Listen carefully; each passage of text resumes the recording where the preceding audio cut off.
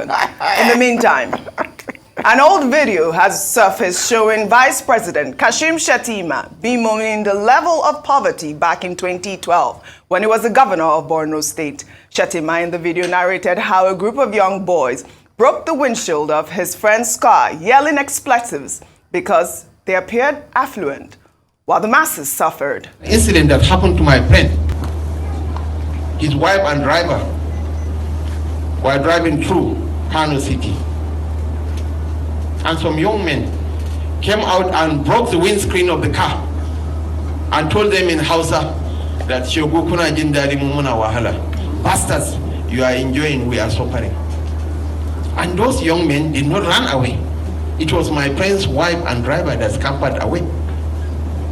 And very soon, we'll reach that boiling point unless we wear our thinking caps and work for the people.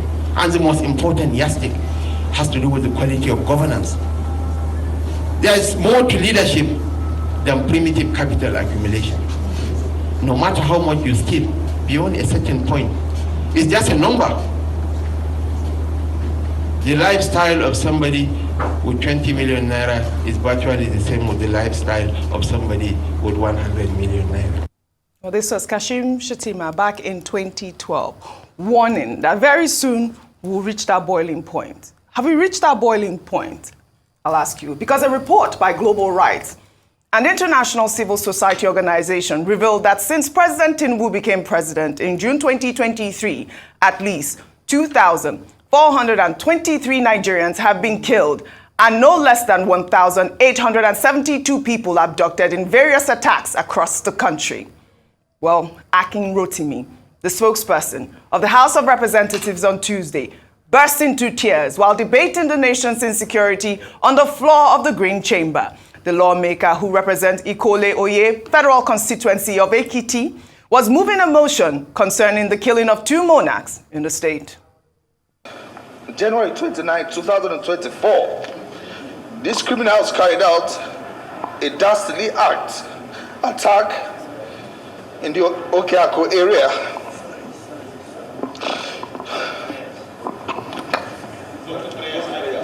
In Ikole local government area, resulting in the death of 2 traditional rulers and leaving a host of others with life-threatening injuries. The House also urges the security agencies to put all measures in place to rescue the school children and teachers who were abducted in Emure Ekiti. The House also mandates the House Committee on Legislative Compliance to ensure compliance and report back to the House. So I so move, Mr. Speaker. My heart goes out to those family members and the monarchs that died in Ekiti State. This is horrific. I mean, you heard that statistics I read out, over 1,800 people abducted in 8 months. I'll ask the question Kashim Shettima posed back in 2012. Have we reached the tipping point, Rufai? As at that time you posed the question, years before we had reached the tipping point. So the tipping point is not now. It had happened long ago. Let me hazard a guess. Even years before 2012. Nigeria has always reached the tipping point. But it's a miracle the way we still stay together. Mm-hmm. Because with this level of bad leadership, oh my God. Nigeria, in agricultural parlance, we call some animals trypanotolerant. Because they are highly tolerant to trypanosomiasis caused by tsetse fly, which some people like to call tise fly. The tsetse fly. So if I'm to say Nigeria is like an animal, we say Nigeria is highly trypanotolerant. Yeah. Because of the level of things that have gone under. I was talking about the report done in the 80s here after the riots, the Senate riots, that talked about the fact that if we don't stop the problems we have as regards the economy, insecurity, joblessness, the country was going to tip over. And now we have it. When he was saying that, the scourge of Boko Haram had just started. Yes. What escalated if the killing of Muhammad Yusuf had just started? Until today, we are steadily doing 20 years of unabated banditry. Prior to that time in the 90s, we've had constant killings in areas like Jos and the likes. due to inter-ethnic squabbles and things like that. And now we're having a new phase of violence, which is the violence of the hungry stomach. Dr. Abati, we call it the pandemic of the empty pocket. Pockets are so empty. The irony is there's so much money in circulation, but the pockets are so empty because of the mammoth level of corruption. They set up a humanitarian ministry. The humanitarian ministry becomes humanitarian in corruption. Till today, we've not heard the last of the minister's case, and even the SCPI, a woman. So our country is riddled with a lot of rudderless leadership. People are kidnapped in Ekiti. All sorts is happening. The president is on private visits. How reflective of the nature of leadership we have in our country. We are a country that is constantly at a standstill. Nigeria has become the killing fields. When you see the killing ratio is akin to things happening in Gaza. Heavy bombardment everywhere. Assault on life and property. Assault on life of money in the pocket or in your bank. Because if you keep money in your bank, you are worthless. 2,423 people. If you kept 1 million naira in your bank last year, Oji, the 1 million naira has halved in value today with over 23% inflation rates. Right. That's why you're seeing people being killed. And when Atiku Abubakar talked about it, and he was saying, President Dr. Abati said that they ought not to reply. The truth is, they should bring out one line, what Atiku Abubakar said. President Tinubu, I think holiday is over. Holiday is over. Come back now. Well, you're not the only one. You can't be sitting in Paris and be doing holiday and people are suffering in this country. President Tinubu, holiday is over. Holiday is over. Come back now to fix the problems on ground. Well, that's all we'll say. Well, Rufai, you're not the only one calling him back. Nigeria's former vice president, Atiku Abubakar, has asked President Bola Ahmed Tinubu to step aside from office if the shoes are too big. Atiku accused Tinubu of fiddling with Nigeria in the face of worsening insecurity. His tweet reads, Tinubu is playing fiddle while Nigeria is drowning in the ocean of insecurity. To imagine that the commander-in-chief is on a so-called private visit while kidnappers kill a nursing mother and grandmother in Abuja for failing to pay 90 million naira ransom, and 2 monarchs in Ekiti, among other regular tragedies besetting Nigerians. If the shoes are too big for Emi Lokan, he should step aside. Nigeria does not need another terrorist-in-chief. The country needs 24/7 leadership to confront the pervasive insecurity and collapsing economy.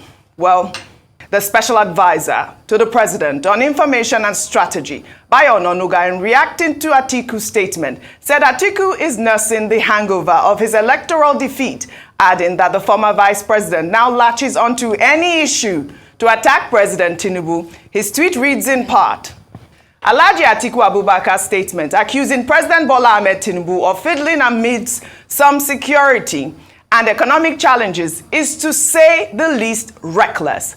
President Tinubu did not travel without informing Nigerians of his whereabouts. He announced a private visit to France and announced a return date. While in France, President Tinubu has been following developments at home and he is on top of the situation in the country. He is in constant touch with his officials and security chiefs and has directed them to stamp out every form of criminality in the country. Just last week, President Tinubu approved 50 billion naira as special fund to address some of the lingering security challenges in Northeast, where Alhaji Atiku hails from, to cope with kidnapping challenges in the FCT. President Tinubu also approved funds for the acquisition of equipment to track criminals.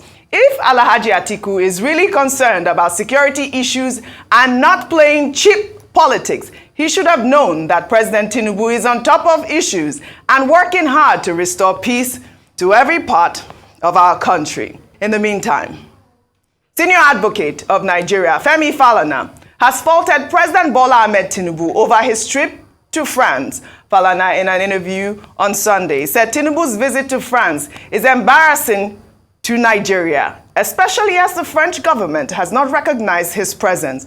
Falana gave an example of how friends recognized the private visit of late Afrobeat legend Fela Anikulapo Kuti at the invitation of former President Francois Mitterrand, and wondered why Nigerian president would travel to the same country for the same purpose and not get an official recognition.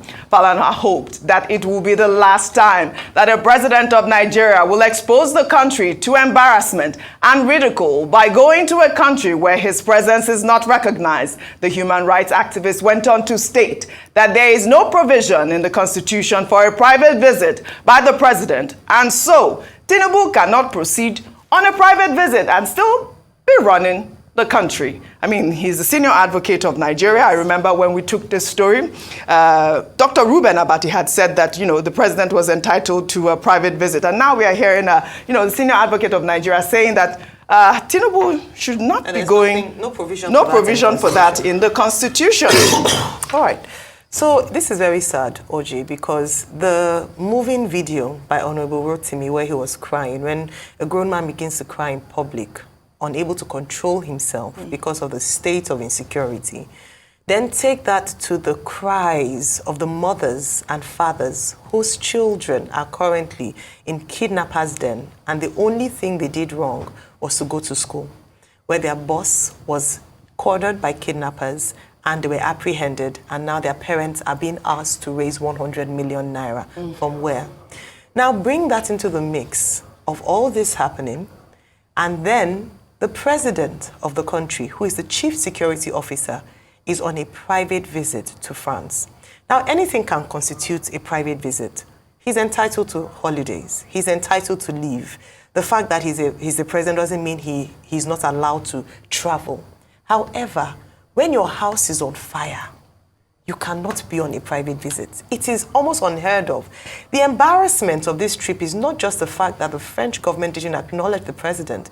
The ridicule, and by ridicule in this sense, is how ridiculous it is. And the embarrassment is that there's so much going wrong with insecurity in Nigeria. Absolutely. And the president has not deemed it fit to cut short his trip.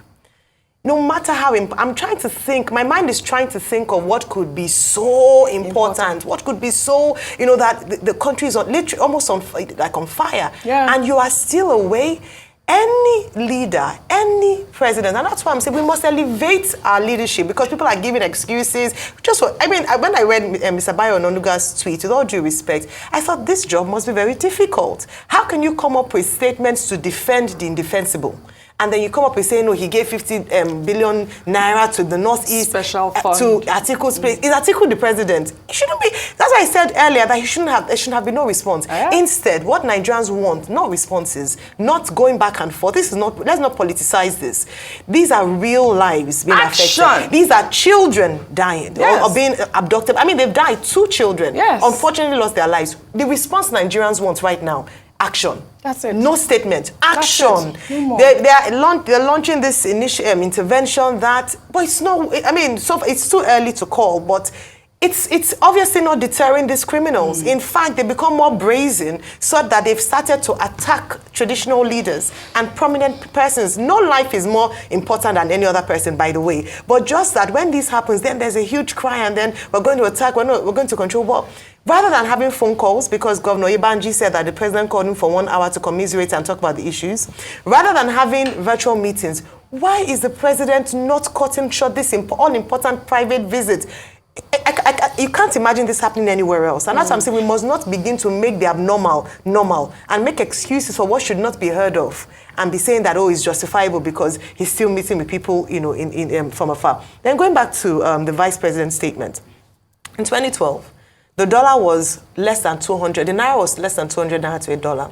Inflation rate in 2012, when he was complaining, was 12.9%. In 2024, under his own administration, inflation rate is more than double what it was in 2012 when he was complaining. The dollar rate is more than almost 5 times, more than 10 times of what it was at the time. So what shall we say to these things? Because it means that it's an admittance of failure on the part of this administration to be unable. You might say, oh, give them 1 more year, it's too early, but they knew what they were getting into. And President Tinubu himself said it, that no one should give him any easy passage because he understands the bulk of the work he's coming to inherit and the problems he's coming to inherit. But the first thing is, let's get those children out, let's secure lives and properties, and then we can begin to talk about other things. Well said, Ayo. In the meantime,